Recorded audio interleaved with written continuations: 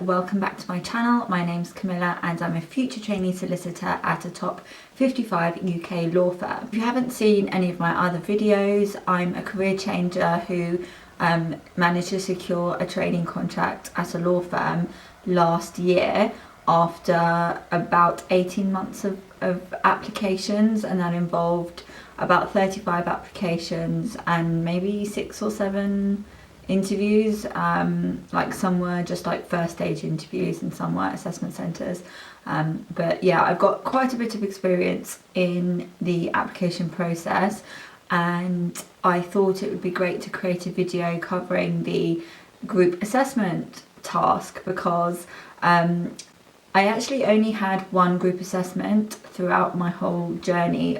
Yeah, I passed the first one I did, which, you know, I don't know whether that was just luck or whether, you know, I'd like to think that I did something right. So I'd like to think that I can offer some advice to viewers who might have group assessments coming up or just want to know how to perform well in a group assessment for when they do have one coming up. So yeah, let's get straight into the video. Now, the first thing that I think is really important to think about before you even start thinking about the group task, and like the task that you actually need to do as a group, I think what you need to think about is what is the law firm actually looking for in this group assessment. All firms will have different criteria and will probably be marking you against a different like set of skills that they're looking for, and they might place, and different firms might place different weight on different skills, but generally I would think that the skills that the firm is looking for are your team working skills, your leadership skills, time management skills, presentation skills, organisation skills, and just general communication skills. I think those all really come out generally in a group task. So all the skills that I've just mentioned, you can practice those separately to try and strengthen those skills, such as public speaking skills, such as organisation skills, communication skills. You can actually practice those separately so that when you're put into a group task, you're just naturally better at those things, and then hopefully that will shine through and you'll be a much more well-rounded candidate. So I think, you know, there are various ways of doing that. That could be kind of getting involved in like debate teams, you know, working in team projects with others, whether that be at university or if you're at work, then maybe joining clubs and groups you know, outside of work. I think, yeah, getting involved in activities that put you in groups with other people will just naturally make you better at working in a team, and then hopefully that will shine through on your assessment centre. That being said, there are 10 things that I kept in mind whilst at the assessment centre and taking part in the group task, which I really felt helped me and hopefully will help you too. Your group communication efforts should start as soon as you enter the law firm. I know that assessments are probably carried out over Zoom or Teams or something like that at the moment because of the pandemic. But that being said, I think most law firms will sort of put you maybe into an icebreaker exercise, or if you are in a physical law firm, then you will be sat in the reception area with the people that you're likely to be on the assessment day with. So I would try to get to know people there and then. Like, you could just sit and read your notes or whatever, but I actually think a better thing to do would be to actually start speaking to the people that are around you, your peers, get to know them, find out their names, find out a little bit more about them, like where do they go to university, etc. Try to just get to know them a little bit, because that will really help you in the group task, because firstly you won't be thinking, oh, what's that person's name? You'll hopefully kind of already know. You'll have already built a bit of a rapport, so you won't feel like you're speaking to complete strangers, because you'll see familiar faces and you will have already kind of broken that ice. So you won't be breaking that ice during the assessment when you've got grad recruitment and partners and whoever assessing your kind of every move. You'll already have got past that awkwardness stage, if there is any, and hopefully these will be people that you feel comfortable speaking to. So I would definitely advise taking any opportunity you can to try and get to know the people on your assessment day as early as possible, and just definitely remember that they're not your competition. Don't see anyone as your competition. Just, you're all kind of in it together, and just really try and work as a team to ensure that you're all viewed in the best light possible. The second point seems really obvious, but I think it needs to be said. Make sure you understand the task that you're set as a group, because if you kind of miss something or misinterpret something, then you are already put on the back foot, whether that be your whole team doesn't quite understand the task and you all start working towards an objective that's not correct, or you don't quite understand but the rest of the team does, and they're not speaking because you're not quite sure what's going on. I know that can probably be very nerve-wracking, but the worst thing to do is just not to say anything. It's so much better at a very early stage just to say, can we just recap the objective here?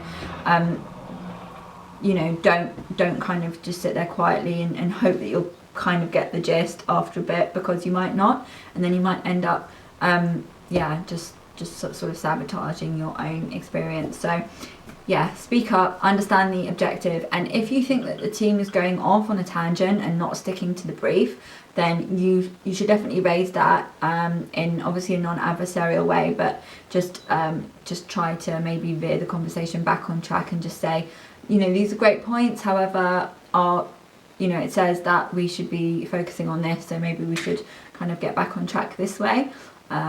That will show really good leadership skills, and that you're confident enough to guide the conversation where you think you're going off on a tangent. The third point is another very obvious point, but again, I think it needs to be said.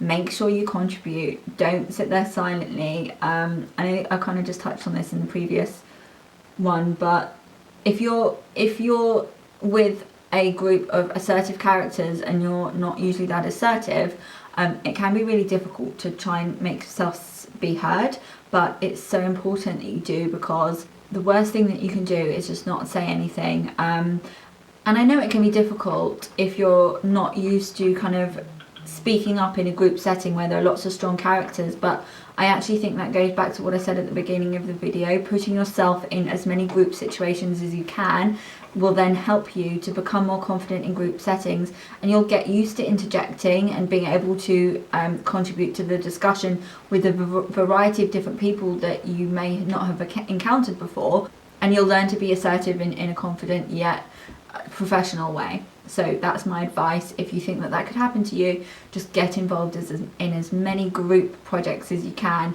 over the next few months. So my fourth tip is to practice in advance. So I know I've kind of touched on this previously, but I think it's really important to get involved in debate teams, whether that be at university, or if, like me, you graduated a while ago, there are still opportunities. Last summer I was involved in an online debate team, which was a really good opportunity, and it really helped me develop my confidence speaking on Zoom and being able to kind of put an argument forward and respond as well to counter arguments. That was such a valuable experience for me. I really do think that it helped me in my group task for my assessment centre, so I definitely advise that. I think it would be a really good idea to get a group of friends together who are also kind of applying for these kind of schemes.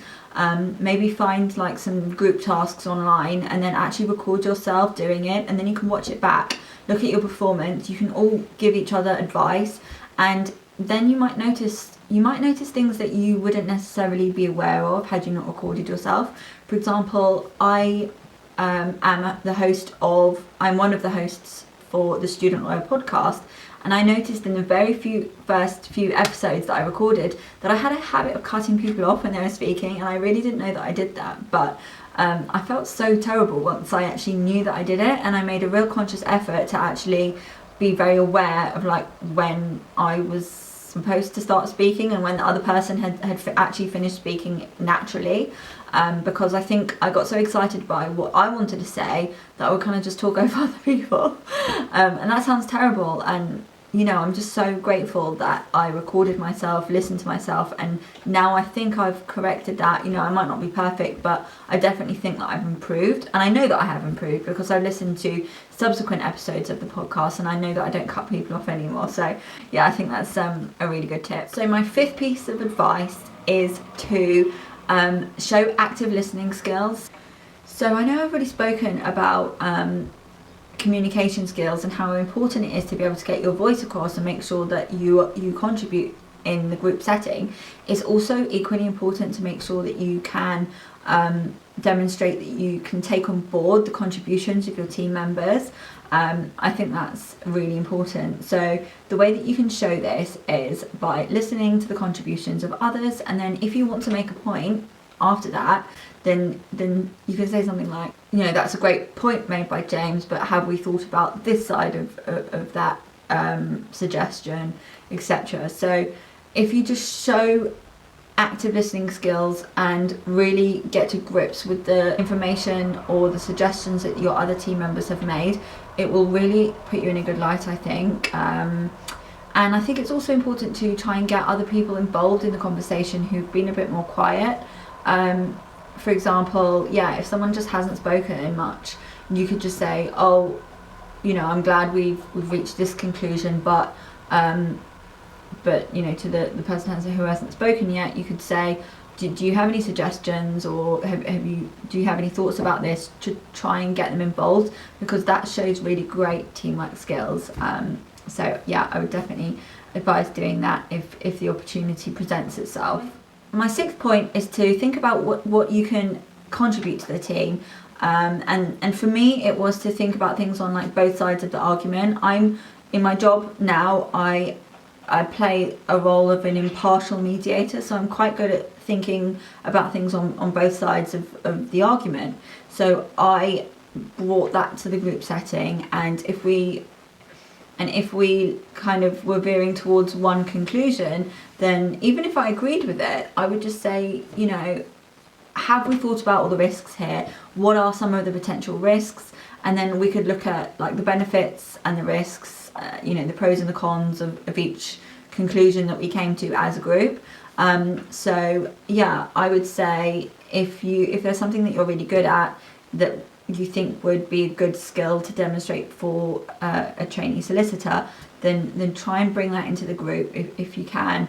And for me, I think that, you know, looking at risks is very important, and it is something that a lawyer does a lot. So yeah, if you find yourself in a situation where you kind of agree with what everyone says and you think, well, I don't really have much to add here, everyone seems to be, you know, we all seem to be getting to the right answer, or an answer that we think is right, then I think just throwing that in there, okay, this seems like the best way forward, but just before we all agree on this, shall we think about some of the risks and think about some of the potential problems that the risks might cause?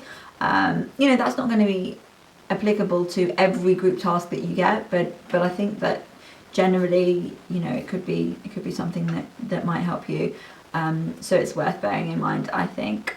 And that also shows that you don't just follow the crowd, but you are like an independent thinker, and I think that's important to demonstrate too. So the 7th point that I want to make is in relation to whether you should take a role in a group task. And I think it all depends on the group and the task that you're doing, and also your own strengths. So I would say, if you are good at timekeeping and there's a timekeeper role available, then by all means volunteer for that.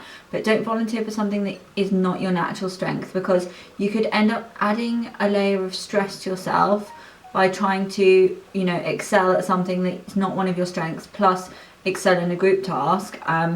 Whereas, you know, you could just be focusing on the group task and letting someone else deal with the time element. I don't think it's necessary to have a role to succeed in a group task. We didn't take on roles in our group task assessment, and I really don't think it held any of us back. We did mention that, you know, we should break up the time like this, and then periodically, like every 10 minutes, one of us would say, oh, we've got this long left, like should we move on, etc. We didn't need to take on a role to say, okay, I'm going to be the timekeeper, that's going to be my responsibility. We didn't do it like that. We kind of did it as a team, and that's not going to work for every single team assessment. So, you know, don't just listen to me and say like, you know, I'm not going to take on a role, because it might be a really good opportunity for you to show your strengths. If you're really good at writing or really good at timekeeping, then volunteer for timekeeper or scribe by all means. But the point that I want to make is, firstly, that you don't need to take on a role to be successful, and secondly, to just think carefully about the role that you volunteer for, if you do volunteer for one. I think it's always really important to make sure you wear a watch, because I remember one assessment centre I went to, it wasn't for the group task, it was for a written task.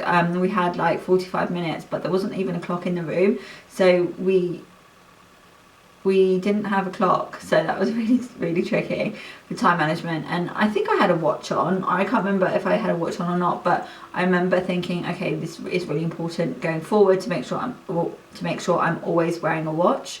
And a similar situation could arise if you're doing a group task. So yeah, make sure you're wearing a watch to make sure that you can assess how long you've got left for any given task that you're doing.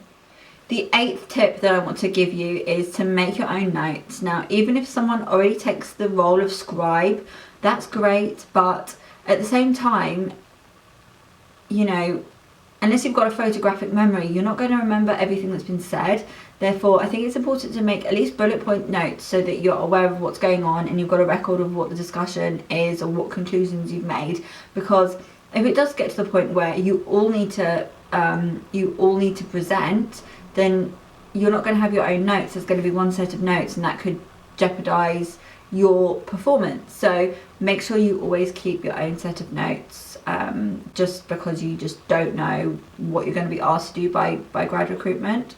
At the end of the task, you might have to speak about something, and if you don't have any notes, it's going to be really difficult for you. So my 9th piece of advice is to bring in wider commercial awareness, so you can really showcase your knowledge and your commercial awareness. For example, in the group task that I did, there were some sort of data issues that were mentioned, and I brought in my wider commercial awareness about the GDPR breaches that certain airlines had been in the papers for recently, and kind of brought that into the mix. So I think that was, yeah, it was just kind of a natural way for me to showcase my wider knowledge without kind of shoehorning it in a way that wasn't really natural. You know, don't say stuff for the sake of it, but if it comes up and it feels relevant to bring in, then definitely do that.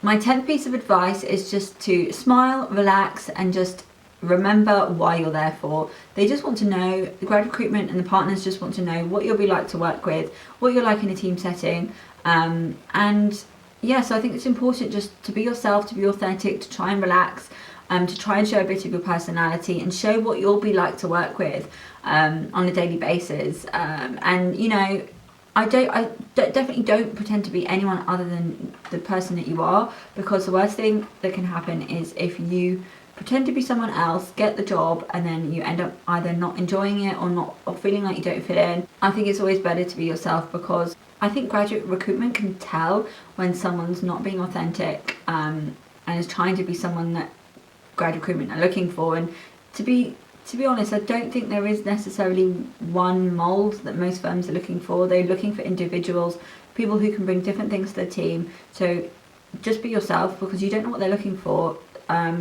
And I always like to say that I'd rather be rejected for who I really am rather than being rejected for someone that I'm pretending to be, if that makes sense. So yeah, be yourself. And I think it's difficult for me to say like relax and be yourself and be authentic in a group setting, because the truth is you're going to be nervous if it's your first one. So I would say, if you can, put yourself in those situations. It goes back to what I said at the beginning of the video. If you volunteer for as many group task activities as you can, you'll become a lot more relaxed in group settings, and you'll be able to shine and show your true personality. So those are my 10 tips for how to ace an assessment centre group task. Those are just the 10 things that I think are important. I'm not grad recruitment, I'm not a lawyer, I don't necessarily know definitively the right and the wrong way to go about this. This is just personally what I did and what worked for me. So I would say always follow your own head and your own heart when going into assessments like this, and don't just take the advice that me or anyone else gives you necessarily. Don't take it as like the be all and the end all. I think it's always important to put your own spin on things and do what you think is best. But for me, this is how I was able to pass my first group task. So yeah, thank you for watching. If you like this video and would like to see more from me, then please do subscribe to this channel for more videos from me in relation to LPC content, assessment centre stuff, just anything really that I can help with. It was really difficult for me to get a training contract. I did have to go past many obstacles, and if I can try and make the process easier for anybody, then I would 100% want to do that. So yeah, if you want to see anything from me, then please let me know in the comments below, and see you next time. Goodbye.